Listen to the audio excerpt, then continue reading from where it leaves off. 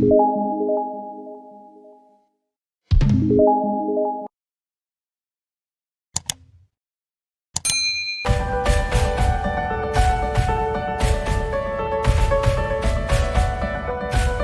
kystes, je peux dire, les kystes sont les petits frères de fibrome. Voilà, c'est toujours au niveau, on dit kyste à l'ovaire, ou bien on dit dystrophie ovarienne. Dystrophie ovarienne, ça veut dire que les ovaires ne fonctionnent plus bien. Aujourd'hui, elles fonctionnent, demain, elles ne fonctionnent pas. Il faut toujours, à la base, travailler l'alimentation. Beaucoup de légumes sous forme de jus. Les résultats sont plus rapides qu'en mangeant les légumes crus avec des assaisonnements. Il faut le faire parce qu'il faut mastiquer. Or, tout le monde n'a pas le temps de mastiquer les légumes, donc il faut prendre les jus. Dès qu'on prend les jus, il y a des hormones dans les jus, ce qu'on appelle hormones végétales. Il y a des vitamines. Il y a aussi des sels minéraux, ce qu'on appelle les micronutriments. Ceux-là, ils vont agir sur tout le corps. Ils vont agir sur tout le corps. Et si on réduit le riz, si on réduit le pain, si on réduit les pâtes, si on réduit l'igname, si on réduit la tiéké, si on réduit le foutou, si on réduit tous ces féculents et amidons, on commence à gagner la guérison. Et il faut prendre un seul féculent ou amidon par repas. Ou du riz, ou de la tiéké, ou du foutou, ou du couscous, ou du taro, ou de l'igname. Mais il ne faut pas mettre deux choses en même temps. Déjà même le foutou de banane, manioc n'est pas bon parce qu'on met deux féculents ensemble. Mais ça, c'est encore un autre problème sur lequel on va revenir. Voilà. Donc il faut bien dissocier les aliments pour que le corps puisse avoir qu'on appelle un ordinateur pour regarder bien quels sont ces aliments qui sont entrés. Mais quand on fait plein de mélanges, le corps peut passer 6 heures, 7 heures de temps, 8 heures de temps avant de digérer ces aliments qu'il ne digère pas. Parce qu'on a dans l'estomac la viande, on a dans l'estomac le poisson, c'est deux protéines différentes qui ne se digèrent pas de la même manière. Ensuite, on a du riz, puis ensuite, on a le foutou ou la tiéké. Ça fait trop de choses. L'auteur de la vie là, qui nous a mis sur la terre là, n'a pas prévu ça pour nous. Mais c'est nous les hommes, avec notre intelligence conceptuelle, on a inventé la cuisine. Et en inventant la cuisine, on a fait des mélanges pas possibles. Il y a un ami qui disait, mais il y a beaucoup de maladies. Il dit oui, contre les cuisiniers. Plus il y a des cuisiniers qui mélangent, et plus ces maladies viennent. Quand vous voyez en Europe, il y a beaucoup de maladies. Parce qu'il faut aller voir, il y a des écoles d'hôtellerie. Et on apprend aux gens à tuer les autres. On apprend aux gens à manger n'importe quoi. Quand vous regardez les mélanges alimentaires, il y a des gens qui mélangent la viande avec le lait. On ne mélange pas ça. Donc vous voyez des repas qui sont faits, la viande avec le lait. Le lait, c'est des protéines animales, mais c'est d'abord du calcium. La viande, c'est des protéines animales, mais c'est d'abord du fer. C'est-à-dire qu'il y a deux éléments principaux. Quand on met le lait et la viande ensemble, on va provoquer une inhibition compétitive. Comme dit le petit de la rue Abidjan, un cadavre va mourir. C'est-à-dire où le lait va empêcher le fer de s'exprimer, donc d'être assimilé, ou bien le fer va empêcher le calcium. De toute façon, il y aura un des deux qui va inhiber l'autre. Et c'est tout ça. Si on n'a pas compris ça, on ne comprend pas pourquoi est-ce qu'on mange et puis on est ballonné. On ne comprend pas pourquoi est-ce qu'on mange et puis on est constipé. Or, tout ça, là, c'est manger. Donc, il faut qu'on se pense sérieusement sur le manger. Toutes ces maladies qui arrivent aujourd'hui, qu'on dit maladies de notre civilisation, c'est tout simplement le fait qu'on fait trop de mélanges.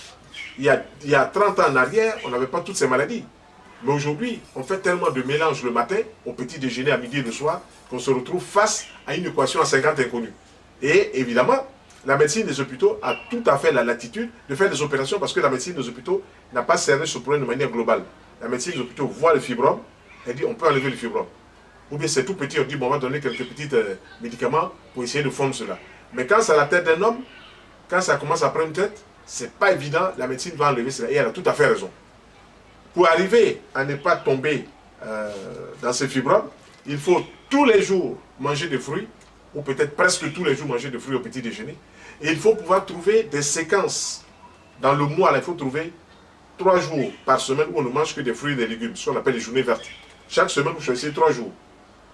Donc ça fait 3, 6, 9, ça fait 12 jours dans le mois où vous allez jongler avec les fruits et les légumes. Quand vous jonglez avec les fruits et les légumes, vous nettoyez le sang.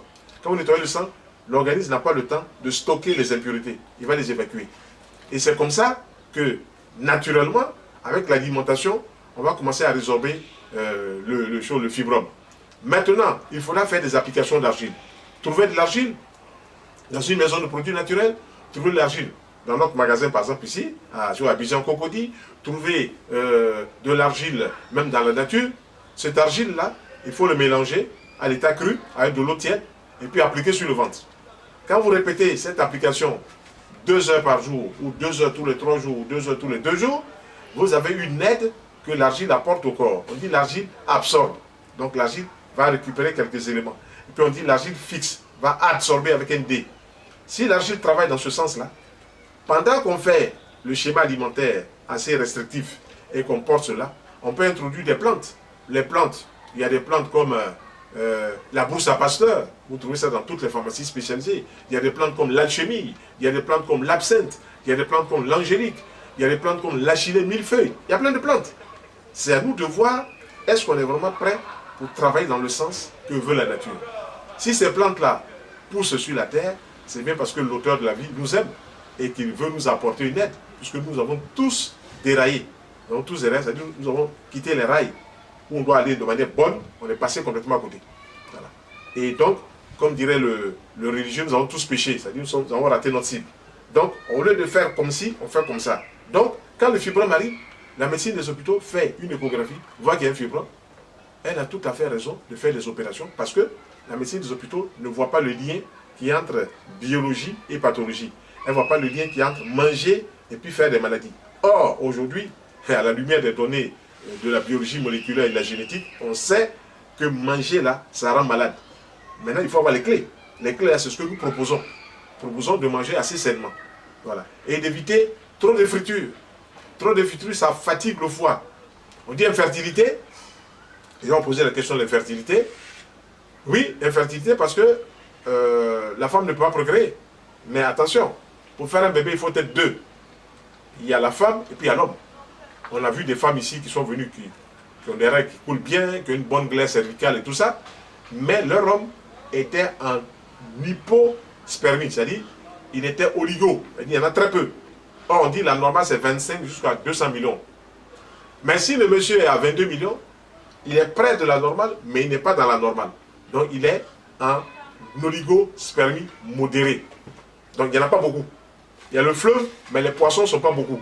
Or, c'est les poissons qui vont donner voilà, un bébé là-bas.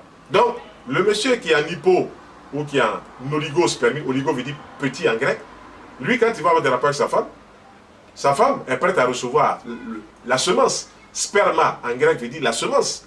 Mais si elle est prête à recevoir la semence, que la semence n'est pas beaucoup, elle ne peut pas procréer.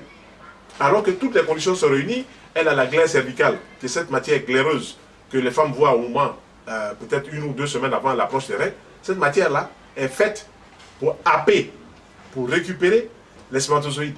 Et puis maintenant, si un seul a passé, on appelle le spermatozoïde géant, c'est lui qui vient à la vie. On l'appelle le spermatozoïde géant, il vient à la vie, ainsi de suite, 2, 3, 4. Bon, donc il faut gérer ça de cette façon-là. La femme doit avoir un programme alimentaire. Elle doit manger différemment.